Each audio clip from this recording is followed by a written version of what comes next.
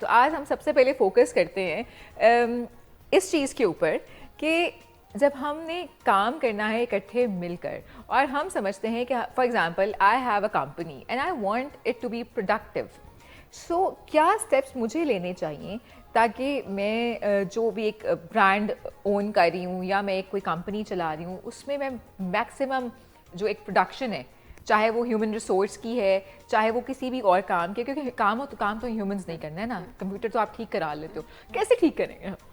अच्छा, so first and foremost I think कई साल पहले कॉर्पोरेट सेक्टर में या बाकी भी सेक्टर्स में बहुत बात होती थी कि हमें टास्क दिया जाता था and we always use to work on that task. और अगर कोई बंदा 10 साल से या 20 साल से एक ही जगह पे काम कर रहा है, so people use to work in the same company और वो सारा कुछ। So I think it has change a lot in the last 10-15 years, I would say. It is more about, as you said, very rightly said, it's more about people and culture now. So culture, even for my self, मैं बहुत ज़्यादा value करती हूँ किसी ऐसी जगह पे काम करने पे जहाँ पे रिस्पेक्ट का एलिमेंट, और ऑब्वियसली वो कल्चर के उसमें ही आता है, सो बहुत ज़्यादा हो। और पे फॉर परफॉर्मेंस जैसे हम कहते हैं आमतौर पे, वो ये होता है कि if somebody is doing really good तो आप उसको उस तरह से इनकरेज भी करते हैं, उस तरह से आप उसको मॉनेटरी टर्म्स में भी आप बेनिफिट करते हैं उन लोगों को। So I think it's a mix of all these things. But अगर मैं वन पॉइंट उस पर लेके आऊँ तो I think that is respect that you get from the organization that you are working for.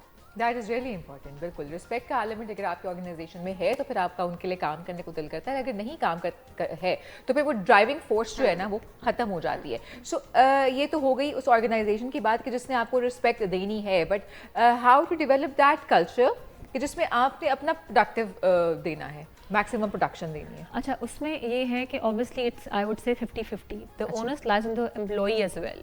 सो हम सब ये नहीं कह सकते कि ठीक है ऑर्गेनाइजेशन हमें बड़ा अच्छा एक ऑफिस दे दे and you know everything is there, facilities हैं, बट अगर आप में खुद वो चीज़ें नहीं है, so that would also not give the desired results. So I think now अगर मैं अपनी बात करूँ तो I think as a leader also it is very very important कि अगर आपने अपनी टीम से वो काम लेना है जिसको, जो आपके KPIs हम जैसे कहते हैं, सो उसमें ये है कि you have to make sure कि जो आप एक्सपेक्ट करते हैं कि आपके साथ किया जाए वही सलूक आप अपनी टीम के साथ करें।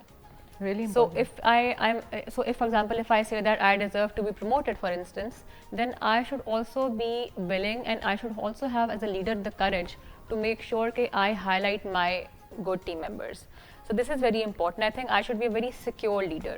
ये चीज़ कई दफ़ा मैं देखती हूँ कि बहुत ज़्यादा मिसिंग है, होती है missing, it's a fact. Because self obsession जो है ना as a leader, and specially अगर आप एक पोजीशन पे चले जाते हैं, then you believe that it is all about me.